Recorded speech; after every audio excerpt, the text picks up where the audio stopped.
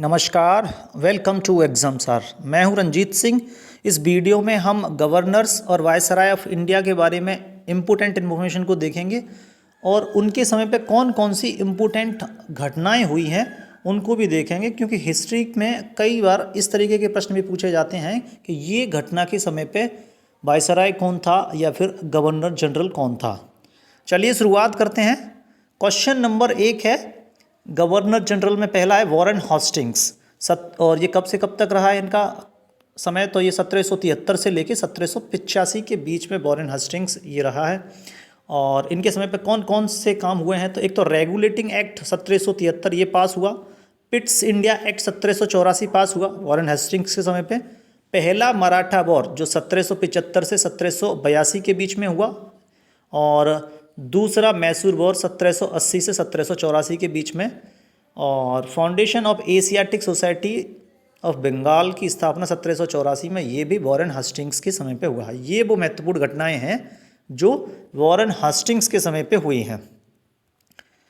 Lord Cornwallis का समय कब से कब तक है, तो 1786 से लेके 1793 तक। और तीसरा मैसूर वॉर 1790 से 92 के बीच में, ये लॉर्ड कॉर्नवालिस के समय पे हुआ है। और इन्हीं के समय पे एक कोड आया था जिसे कॉर्नवालिस कोड कहते हैं, जो न्यायिक सुधार से संबंधित था। 1793 में ये आया। तो परमानेंट सेटलमेंट बंगाल में जो आया 1793 ही आया। ये भू राजस्व की एक व्यवस्था थी जिसमें किस तरीके से राजस्व को इकट्ठा किया जाए, जिसमें राजस्व को फिक्स कर दिया जाता था। तो परमानेंट सेटलमेंट बंगाल में जो आया है 1793 में, ये लॉर्ड कॉर्नवालिस के समय पे ही आया है। अब देखिए लॉर्ड वेलेस्ली के समय पे क्या क्या हुआ है, तो इनका समय है 1798 से 1805 के बीच में। और सब्सिडरी अलायंस सिस्टम जो है वो लॉर्ड वेलेस्ली के समय पे ही आया 1798 में। चौथा मैसूर वॉर 1799 में लॉर्ड वेलेस्ली के समय पे हुआ है। और दूसरा मराठा वॉर 1803 से लेके 1805 के बीच में लॉर्ड वेलेस्ली के समय पे हुआ है। लॉर्ड हास्टिंग्स, देखिए वो वॉरेन हास्टिंग्स था, ये लॉर्ड हास्टिंग्स है। तो लॉर्ड हास्टिंग्स के समय पे क्या हुआ है, 1813 से 1823 तक इसका समय है। एंग्लो नेपोल वॉर 1814 से लेके 1816 के बीच में जो हुआ वो लॉर्ड हास्टिंग्स के समय पे हुआ है। सुगौली की एक संधि हुई थी 1816 में, ये भी लॉर्ड हास्टिंग्स के समय पे हुई है। रेयतवाड़ी सिस्टम, ये भी एक राजस्व एकत्रित करने की व्यवस्था थी जिसको थॉमस मुनरो द्वारा लागू कराया गया था। तो और ये किसके समय पे आया, तो ये लॉर्ड हास्टिंग्स के समय पे आया रेयतवाड़ी सिस्टम। विलियम बेंटिक का समय कब से कब तक है, तो इसका है 1828 से लेके 1835 के बीच में। और इसके समय की दो महत्वपूर्ण घटनाएं हैं, यहाँ से कई बार सवाल आता है। एक तो सती प्रथा को हटाना 1829 में, और दूसरा है ठगी व्यवस्था को ख़त्म करना। तो लॉर्ड विलियम बेंटिक के समय की ये दो महत्वपूर्ण घटनाएं हैं। एक तो 1829 में सती प्रथा को हटाना, और ठगी का अंत 1830 में। Lord Metcalfe, new press law removing restrictions on the press in India. इन्होंने क्या किया कि नए प्रेस लॉ को लाई इन्होंने, और रेस्ट्रिक्शंस को इन्होंने हटा दिया। तो इसी वजह से इनको जो है वो प्रेस का मुक्तिदाता भी कहा जाता है। ये क्वेश्चन कई बार आता है। लॉर्ड मेटकाफ, इसको कहा जाता है प्रेस का मुक्तिदाता।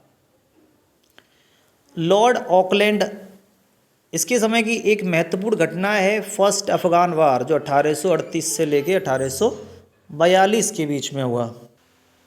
और रणजीत सिंह की मृत्यु भी 1839 में लॉर्ड ऑकलैंड के समय पे हुई है। लॉर्ड डलहौजी, इसके समय पे कई सारी महत्वपूर्ण घटनाएं हुई हैं या काम हुए हैं, ये भी बहुत महत्वपूर्ण हैं। और जैसे सेकंड एंग्लो सिख वॉर 1848-49 में हुआ। Doctrine of lapse, Wood's despatch 1854। Railway, पहली रेल जो चली 1853 में बॉम्बे से थाड़े, ये भी इसी के समय पे चली। और टेलीग्राफ और पोस्टल रिफॉर्म्स भी लॉर्ड डलहौजी के समय पे हुए हैं। और इसका समय कब से कब तक है, तो 1848 से 1856 के बीच में। अब लॉर्ड कैनिंग का समय कब तक है, तो 1856 से 57, यानी 1 साल। इसमें बहुत महत्वपूर्ण घटनाएं कुछ हुई हैं। एक तो यूनिवर्सिटीज़ कौन कौन सी 3 यूनिवर्सिटीज़ बनी हैं, कलकत्ता, मद्रास और बॉम्बे, ये लॉर्ड कैनिंग के समय पे बनी है। और पहला स्वतंत्रता संग्राम या रिवोल्ट ऑफ 1857 ये 1857 में लॉर्ड कैनिंग के समय पे ही हुआ है। अब वॉइसरॉयज देख लीजिए, क्योंकि 1858 से जो है वो भारत का गवर्नर जनरल वो है, उस पद का नाम हो गया वॉइसरॉयज। और पहला वॉइसरॉय कौन था, लॉर्ड कैनिंग। 1858 से 62 तक ये रहा। तो इसके समय पे क्या महत्वपूर्ण घटनाएं हुई हैं, एक तो पावर का ट्रांसफ़र हो गया, ईस्ट इंडिया कंपनी से पावर चली गई क्राउन के हाथ में। और एक एक्ट पास हुआ, गवर्नमेंट ऑफ इंडिया एक्ट 1858। और वाइट म्यूटनी 1859 में जो हुआ, ये घटना भी जो है वो लॉर्ड कैनिंग के समय की है। अब लॉर्ड लिटन के समय की घटनाओं को देख लेते हैं, इसके समय पे क्या क्या हुआ है। तो ये कब से कब तक रहा, 1876 से लेके 1880 के बीच में। और जो अकाल पड़ा जिसने कई सारे एरियाज़ को प्रभावित किया, जैसे मद्रास, बॉम्बे, मैसूर और हैदराबाद, इस एरिया को जो है वो इस अकाल ने प्रभावित किया। और इसके बाद स्ट्रेची कमीशन का गठन किया गया था, तो ये कि भी इसी के समय पे हुआ है, लॉर्ड लिटन के समय पे। रॉयल टाइटल एक्ट पास हुआ था 1876 में, जिसमें क्वीन विक्टोरिया को जो है वो केसरे हिंद की उपाधि दी गई। और वर्नाकुलर प्रेस एक्ट जो पास हुआ है 1878 में, ये भी महत्वपूर्ण घटना है लॉर्ड लिटन के समय की। इसमें अंग्रेजी भाषा और जो क्षेत्रीय भाषा थी उनके बीच में डिस्क्रिमिनेशन किया गया था। लॉर्ड लिटन के समय ये पास हुआ है। अब लॉर्ड रिपन 1880 से 1884 तक रहा है। इसके समय पे क्या है, इसने इस वर्नाकुलर प्रेस एक्ट को ख़त्म कर दिया, यानी हटा दिया। और पहला फैक्ट्री एक्ट 1881 जो है वो लॉर्ड रिपन के कार्यकाल में ही आया है। इल्वर्ट विल कंट्रोवर्सी हुई थी 1883 और 84 में, जिसमें भारतीय जजों को भी अंग्रेज़ों के मामलों को सुनने का अधिकार दे दिया गया था। उसके बाद कंट्रोवर्सी हुई, तो जैसे इल्वर्ट विल कंट्रोवर्सी कहते हैं, तो ये BILL है। तो ये किसके शासनकाल की घटना है, तो ये लॉर्ड रिपन के शासनकाल की घटना है। लॉर्ड डफरिन के शासन की एक महत्वपूर्ण घटना है, वो है कांग्रेस का गठन। 1885 में कांग्रेस जो बनी, उस समय पे कौन था वायसराय, तो लॉर्ड डफरिन था।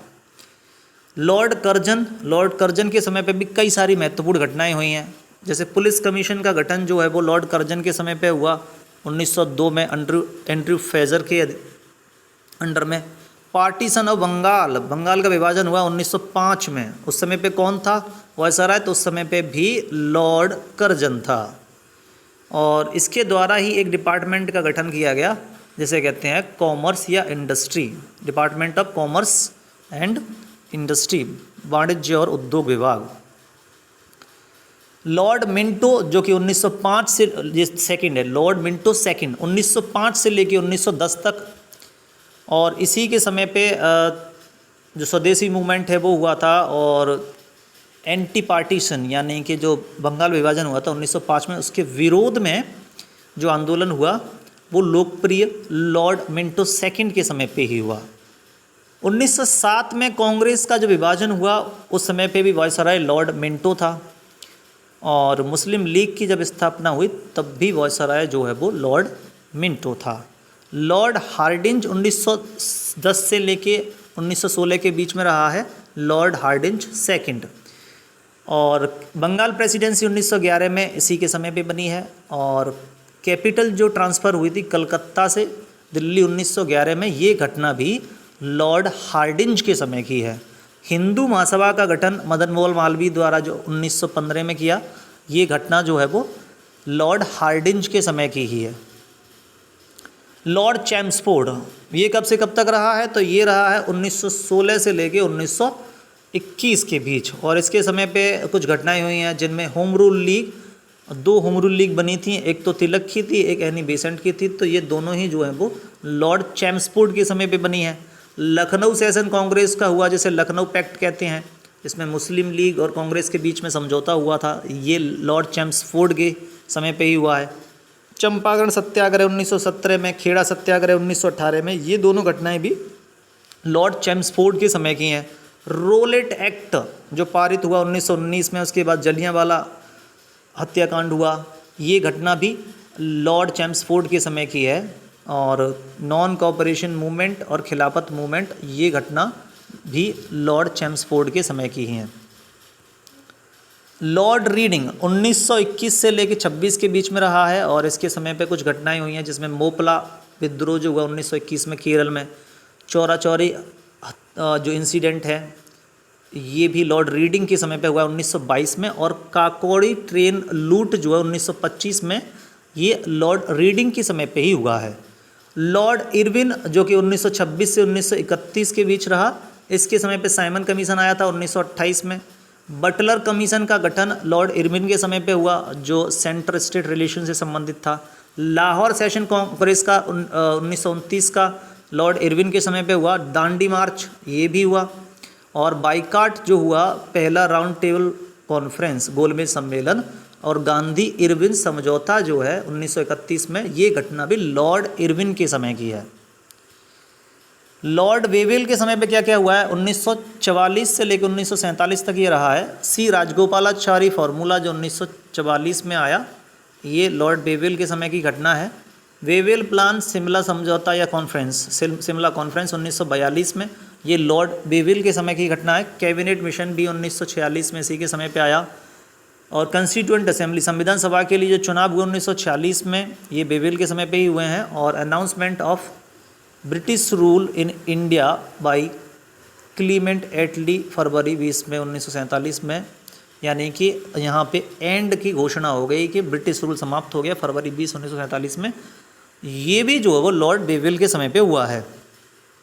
लॉर्ड माउंटबेटन के समय पे क्या हुआ है, तो 3 जून योजना या 3 जून, जिसे माउंटबेटन प्लान के नाम से भी जाना जाता है, भारत के विभाजन की योजना, ये लॉर्ड माउंटबेटन के समय पे हुई, 1947 से 48 के बीच में रहे हैं।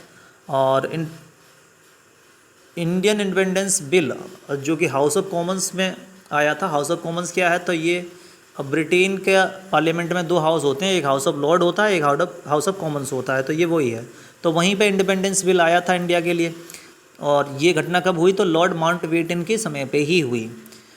ये वायसराय अंतिम थे, फिर इसके बाद से इंडिया का जो स्वतंत्रता अधिनियम था उसके बाद वायसराय के पद को समाप्त कर दिया गया और भारत का गवर्नर जनरल फिर से हो गया। फिर लॉर्ड माउंटबेटन जो हैं वो भारत के गवर्नर जनरल बने।